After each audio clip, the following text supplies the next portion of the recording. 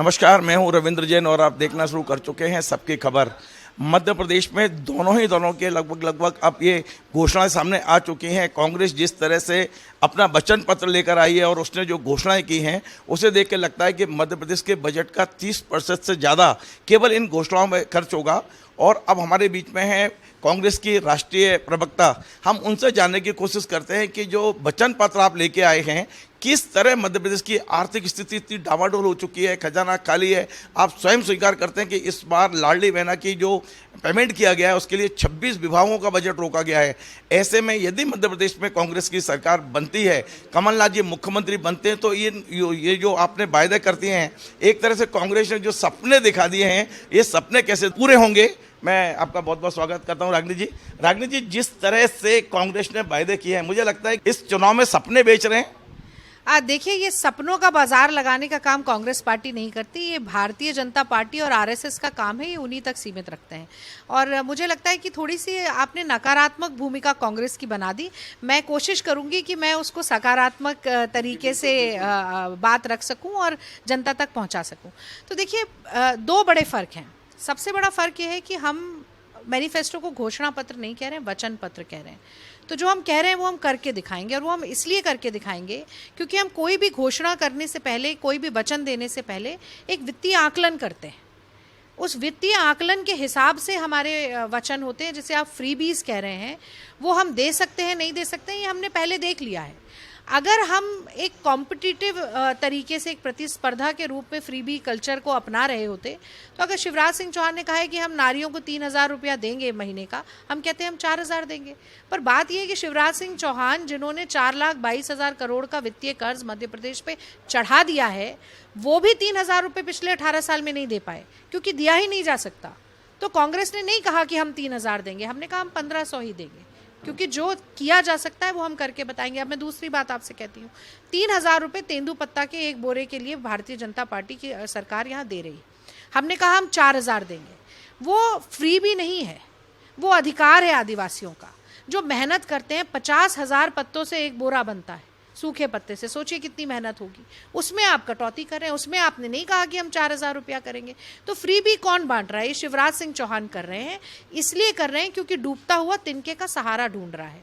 उन्हें मालूम है कि अर्थव्यवस्था को उन्होंने चौपट किया है। उन्हें मालूम है कि हर बच्चा जो मध्य प्रदेश में आज पैदा हो रहा है, वो 50,000 रुपये का ऋण अपने सर पर लेकर पैदा हो रहा है। उन्हें मालूम है कि नौजवान व्यापम घोटाले से, पटवारी घोटाले, नर्सिंग घोटाले से परेशान है। उन्हें मालूम है कि 18 महिलाओं का रोज़ बलात्कार हो रहा है। उन्हें मालूम है कि आदिवासी एट्रॉसिटी में मध्य प्रदेश नंबर 1 है। उन्हें मालूम है कि कुपोषण उनके माथे का कलंक है। तो वो क्या करेंगे? वो ये बांटेंगे ना रेवड़ियाँ, और सोचेंगे कि शायद मुफ्त करने से जनता उनके पास आ जाएगी। पर आज मध्य प्रदेश की जनता के आत्मसम्मान की बात है कि उनको किस तरीके से लचर बना दिया, उनको बेबस लाचार बना दिया। अब ये कितना भी पैसा बांट लें, इससे कुछ नहीं होने वाला। रागिनी जी, आप कुछ भी कह लें, मध्य प्रदेश का बजट 2 लाख करोड़ रुपए से थोड़ा ऊपर है, और 50,000 करोड़ रुपए केवल आप इस तरह से बांटेंगे तो बजट का क्या होगा? डेवलपमेंट के लिए कहाँ से पैसा आएगा? और तमाम सारी जो योजनाएं आपने घोषित की हैं उसके लिए पैसा कहाँ से आएगा? ये भी तो आपको पब्लिक को बताना चाहिए। आपको बताती हूँ, जब 3,000 करोड़ का व्यापम घोटाला होता है तो वो किसका पैसा है? वो टैक्स पेयर मनी है ना, जो कि शिवराज सिंह चौहान ने जनता की जेब काट के अपनी सरकार की जेब में डाल लिया। अब 3,000 करोड़ का घोटाला करके आप कह देते हैं कि हम 3,000 रुपया बांट देंगे। अगर ये 3,000 करोड़ के तमाम 85 घोटाले नहीं होंगे तो ये एक्सचेकर का पैसा बचेगा ना, ये टैक्स पेयर मनी बचेगी। जब आप 50% की कमीशन खोरी करेंगे तो निवेश नहीं आएगा प्राइवेट सेक्टर में, जॉब नहीं आएगी, लोगों के पास पैसा नहीं होगा, अर्थव्यवस्था का सुधार नहीं होगा। तो मैं एक बड़ी लंबी फहरिस्त आपको बता सकती हूँ कि हम कैसे करेंगे। कमलनाथ जी ने कहा कि निवेश को आकर्षित किया जाता है, और वो कब किया जाता है? जब भ्रष्टाचार मुक्त प्रदेश हो, जब लगे कि एक ऐसा मुख्यमंत्री बैठा है जिसको अर्थव्यवस्था की समझ है, जो कि कुछ ऐसा ऑफर कर सकता है जिससे कि निवेशकों को भी फायदा हो और ज़्यादा से ज़्यादा नौकरियां। आज 60% नौकरियां कम हो गई प्राइवेट सेक्टर की, अर्थव्यवस्था कैसे संभलेगी? 2 लाख नौकरियां आपने दी नहीं, अर्थव्यवस्था कैसे संभलेगी? ये सब कुछ कांग्रेस पार्टी करके दिखाएगी। और मैं इतने कन्विक्शन के साथ, विश्वास के साथ इसलिए कह सकती हूँ क्योंकि इनमें से आधी से ज़्यादा चीज़ें हमने छत्तीसगढ़ और राजस्थान में करके दिखाया है। अगर हमने कहा कि हम किसानों का कर्जा माफ़ करेंगे 2 लाख रुपए तक, हमने 72,000 करोड़ का कर्जा यूपीए सरकार ने माफ़ किया है। अगर हमने कहा कि हम स्वास्थ्य लाभ देंगे 25 लाख रुपए तक का, तो हमने राजस्थान और छत्तीसगढ़ में करके दिखाया है। अगर हमने कहा कि हम ओल्ड पेंशन स्कीम लागू करेंगे, तो हमने वो हिमाचल में, राजस्थान में, यहाँ और कर्नाटक में भी हमने करके दिखाई है। अगर हम कह रहे हैं कि हम जातिगत जनगणना कराएंगे, तो पहले हमने बिहार में जातिगत जनगणना के आंकड़े सामने रखे हैं। तो हम तो ये कहते हैं कि प्राण जाए पर वचन न जाई, लेकिन भाजपा का और मोदी जी और शिवराज सिंह जी का ये है कि मोदी रीति सदा चली आई, जो कह जाएं वो कभी ना निभाई। तो यही फर्क है दोनों में और बिल्कुल साफ। देखिए, आज आपने बहुत बड़ी बात कही थी, मैंने प्रेस कॉन्फ्रेंस में सुनी है। आपने मध्य प्रदेश की शिक्षा व्यवस्था को पूरा कटघरे में खड़ा किया और पूरे आंकड़े के साथ आपने कहा है। लेकिन दूसरी ओर आप वहाँ पर जो बच्चों को 500 रुपये, 1000 रुपये, 1500 रुपये बांटने की बात कर रहे हैं, यदि उस पैसे से स्कूल में बिजली आ सके, कमरे बन सके या शिक्षकों की भर्ती हो सके, वो पहली प्राथमिकता है या कैश बांटना पहली प्राथमिकता होना चाहिए? पहली प्राथमिकता ये होनी चाहिए कि बच्चा पढ़ सके, केजी से लेकर 12वीं तक पढ़ सके। तो उसको कैश देने की बात गले नहीं उतर रही। मध्य प्रदेश में बंधुआ मजदूरी भी बहुत है। 14 साल से छोटे बच्चों को काम करने के लिए मजबूर होना पड़ता है, इसलिए क्योंकि माँ बाप के पास 2 जून की रोटी नहीं है, फटे कपड़े पहनते हैं, थाली में से खाना गायब है, सिलेंडर, गैस, पेट्रोल, डीजल, टमाटर, घी, दही तो छोड़ दीजिए। तो ऐसे में मजबूरन बच्चों को मजदूरी करानी पड़ती है, स्कूल छुड़ाना पड़ता है। अगर हम 500 रुपया दें और कोई बच्चा पढ़ ले 8वीं तक, अगर हम 1000 रुपया दें 9वीं 10वीं कर ले, अगर हम 1500 रुपया दें 11वीं 12वीं कर ले, तो इससे ज़्यादा अच्छा कुछ नहीं हो सकता। हाँ, आप ठीक कह रहे हैं, ये शॉर्ट टर्म मेजर है। कुछ समय जब तक अर्थव्यवस्था सुधरती नहीं, ये देना चाहिए हमें। वो 5 साल में होगा, 10 साल में होगा, आज मैं नहीं कह सकती, सरकार नहीं कह सकती, क्योंकि मध्य प्रदेश की 18 साल में परिस्थिति बहुत ख़राब हो गई है। लेकिन हाँ, लॉन्ग टर्म गोल हमारा ये होना चाहिए कि इन्वेस्टमेंट स्कूल के इंफ्रास्ट्रक्चर में हो, टीचर की भर्ती में हो, टीचर को ठीक वेतन भी मिले, लाइब्रेरी हो, स्कूल में खेलने की जगह हो, टॉयलेट हो, साफ़ पीने का पानी हो, और जो मॉडर्न इंफ्रास्ट्रक्चर आजकल है डिजिटली कनेक्टेड हो। 11% इंटरनेट की सुविधाएं हैं पूरे स्कूलों में। तो आप 57% स्कूल में बिजली नहीं है मध्य प्रदेश में। करीब 1 लाख स्कूल ऐसे हैं जहाँ पर एक ही टीचर पढ़ा। तो ये सारी चीज़ें बदलनी है, इसमें समय लगेगा, लेकिन तब तक स्कूल छूटे ना। 10,000 लड़कियाँ हर साल ड्रॉप आउट होती हैं, ये ना हो, कि अगर हम पैसा दें और उनको पढ़ाई मुहैया कराई जा सके, तो इससे बेहतर कुछ नहीं। रागिनी जी, हम 2018 का भी चुनाव कवर कर रहे थे और इसी कार्यालय में 2018 के चुनाव से पहले जितने भी राष्ट्रीय प्रवक्ता या जो आपके लोकल प्रवक्ता थे, प्रतिदिन 3 से 4 घोटाले उजागर करते थे, एक श्रृंखला चलती थी। इस बार वो बंद कर दी गई है। तो क्या ये माने कि मध्य प्रदेश में अब कांग्रेस नहीं मानती कि अब कोई घोटाला रह गया है?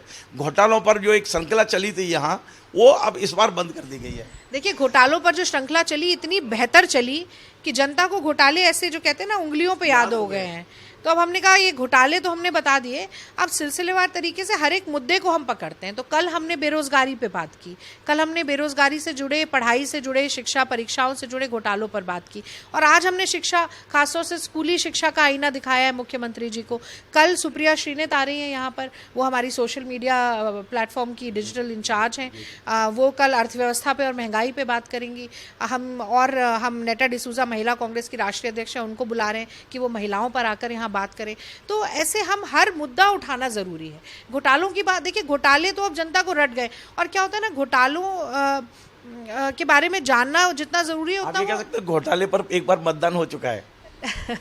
नहीं, घोटालों पर भी मतदान होगा। घोटालों के सरताज हैं शिवराज, ये जनता के दिमाग पर अंकित हो गया है। इसीलिए हम चाह रहे हैं कि अब हम सारे विषयों पर दिखाएं कि किस तरह से मध्य प्रदेश की जनता का जीवन नारकीय बनाने का काम शिवराज सिंह जी ने किया। रागिनी जी, 2 छोटे छोटे सवाल हो रहे हैं। आज प्रधानमंत्री नरेंद्र मोदी ने मध्य प्रदेश की जनता के नाम पत्र लिखा है, और उस पत्र का मैं पढ़कर ऐसा लग रहा है कि 25 सितंबर को उनसे जो गलती हुई थी उसे सुधारने की कोशिश की है।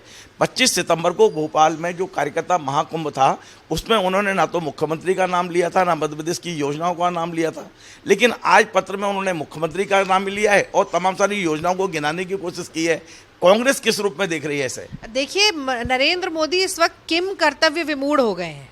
क्या करें क्या ना करें की परिस्थिति में फंस चुके हैं।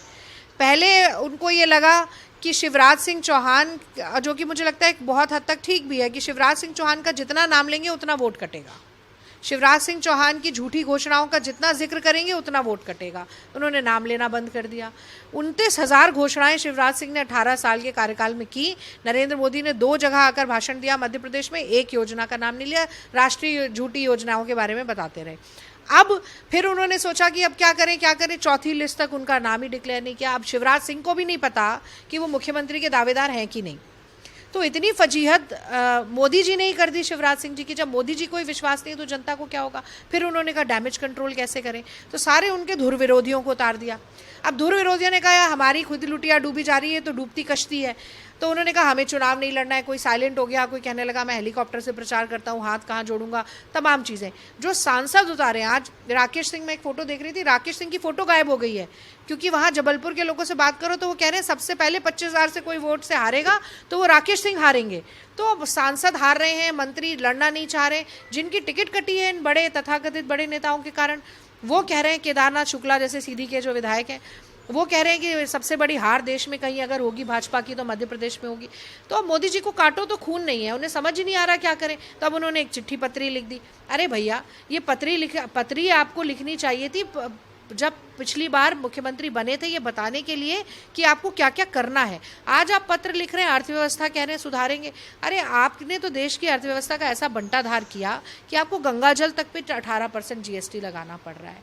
आप जिस सिलेंडर को 500 रुपये में देने की बात कर रहे हैं उस पर आप 18% GST लगाते हैं। कांग्रेस जो 2,16,000 करोड़ की सब्सिडी देती थी उसको आप घटाकर 18% तक ले आए, 36,000 करोड़ की सब्सिडी पर आप ले आए। आज दूध दही से लेकर जीवन से लेकर मृत्यु तक हर चीज़ में GST आपने लगाया है। जब मनमोहन सिंह जी ने आपको कहा था कि नोटबंदी मत करिए, 2% GDP गिर जाएगी, आपने बात ही नहीं सुनी। आपने कहा रेनकोट पहनकर नहाते, अब कौन क्या पहनकर नहाता है जब धड़ाम धड़ाम धड़ाम GDP गिरती जा रही है। बेरोजगारी देश में इतनी है कि आपको आंकड़े छुपाने पड़ गए। तो मतलब जब देश की अर्थव्यवस्था का ही बंटाधार है तो ये डबल इंजन की डबल फेलियर सरकार क्या करेगी। ये तो डिरेल हो चुकी है पटरी, एक पहिया किसी दिशा में भाग रहा है, एक पहिया किसी दिशा में भाग रहा है, और ये कह रहे हैं अर्थव्यवस्था में सुधार करेंगे। अरे जिनका खुद का घर शीशे का हो वो काहे दूसरे पे पत्थर उछाल रहे हैं। एक आखिरी सवाल, रागिनी जी, आपका जन्म स्थान मध्य प्रदेश है लेकिन कर्म क्षेत्र दिल्ली रहा है। दिल्ली में बैठ के आप मध्य प्रदेश को देखते रहे हैं, लेकिन अब मध्य प्रदेश की जमीन पर आपको क्या लग रहा है कि चुनाव परिणाम आपके सर्वे के अनुसार परिणाम क्या होंगे? देखिए, मैं तो ये कहना चाहती हूँ कि अगर घोर कांग्रेस विरोधी चैनल जिसे गोदी मीडिया कहते हैं हम, वो भी अगर 128 सीट कांग्रेस नाम भी ले दें हम, टाइम्स नाउ का। नहीं, नाम आप छोड़ दीजिए, ये क्या कहते हैं, नाम लेना बदलना, लेना ना लेना, ये सब मोदी जी के लिए छोड़ देते हैं। हम केवल आंकड़े बताते हैं। अगर घोर कांग्रेस विरोधी चैनल भी 128 सीट दिखा रहा है तो आप 168 सीट मानिए। और ये परिवर्तन, मैं अभी मुझे मीडिया प्रभारी बनाया गया है चुनाव तक के लिए। मैं कांग्रेस की भारत जोड़ो यात्रा की भी मीडिया प्रभारी थी मध्य प्रदेश की। तो जब बुरहानपुर से मैं इंदौर तक साथ रही, वहाँ चल के देख के भी समझ आ गया था कि कितनी बदहाली है। आप खुद जानते हैं इंदौर से बुरहानपुर का जो हाईवे है 170-72 किलोमीटर कवर करने में 7 घंटे लगते हैं, उसको किलर हाईवे कहा जाता है। तो ऐसी परिस्थितियां हैं और जनता जिस तरह से निकल कर राहुल जी के पास आई, और एक ये जो आप कुछ भी कहिए, मतलब एक नेता है भाजपा का जो कह रहा है मैं हेलीकॉप्टर से प्रचार करूंगा, एक राहुल गांधी है जो कह रहे हैं कि मैं घर घर जाकर लोगों की बात सुनूंगा, उनकी नब्ज टटोलूंगा, एक नेता है जो कह रहे हैं मैं अपने मन की बात तो मैं हर इतवार को सुनाऊंगा, और एक राहुल गांधी है जो कह रहे हैं कि हर वर्ग का व्यक्ति, चाहे वो किसान हो, चाहे वो मजदूर हो, चाहे वो मैकेनिक हो, चाहे वो ट्रक ड्राइवर हो, मैं सबके जैसे एक दिन जी कर देखना चाहता हूँ, सबकी खुशी में हंसना चाहता हूँ, सबकी आंख से आंसू पोंछना चाहता हूँ। तो ये फ़र्क तो बिल्कुल साफ है ना। और मैं इसमें ये ज़रूर कहना चाहती हूँ, मुझे रश्मि रथी की कुछ पंक्तियां याद आती हैं कि वसुधा का नेता कौन हुआ, भूखंड विजेता कौन हुआ, अतुलित यश क्रेता कौन हुआ, नवधर्म प्रणेता कौन हुआ, जिसने न कभी विश्राम किया, विघ्नों में रहकर काम किया। तो राहुल गांधी जी के ऊपर इन्होंने हजारों करोड़ का प्रोपेगेंडा लगा दिया कि उनकी छवि को खराब करें, उनके साथ तमाम अभद्र नाम और टिप्पणियां जोड़ी, लेकिन अपने आचरण से, अपने व्यवहार से और जनता के साथ संवेदना के स्तर पे अपने जुड़ाव से राहुल जी ने वो सब ध्वस्त करके दिखाया। और उसका परिणाम हमें हिमाचल में भी मिला, कर्नाटक में मिला, और मध्य प्रदेश ही नहीं, ये 5 राज्य जीतेंगे हम। परिणाम। इस बार आप देखिएगा भारतीय जनता पार्टी 5-0 से बाहर होगी इस कॉन्टेस्ट से, और इसका सीधा असर और परिणाम 2024 में भी देखने को मिलेगा। चलिए, बहुत बहुत धन्यवाद। तो आपने रागिनी नाइक जी, जो कांग्रेस की राष्ट्रीय प्रवक्ता हैं, उनका कहना है कि केवल मध्य प्रदेश नहीं, हम 5 राज्य जीतेंगे। उनका ये भी कहना है कि मध्य प्रदेश में भ्रष्टाचार के सारे आंकड़े अब जनता को कंठस्थ हो चुके हैं और उसके परिणाम अब इस चुनाव में दिखाई देंगे। आपको हमारा कार्यक्रम पसंद आया, वैसे शेयर करें, लाइक करें, कमेंट करें, और आपसे बार बार निवेदन है हमारे चैनल को सब्सक्राइब अवश्य करें। धन्यवाद।